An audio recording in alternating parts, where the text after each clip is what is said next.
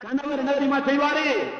தந்த குடும்ப பிரச்சனை, தந்த புள்ள குட்டிய வளர்க்கணும், இந்த நாட்டில இருந்து உழைக்க முடியாது, வெளிநாட்டுக்கு போய் படாத பாடுபடுவாரு.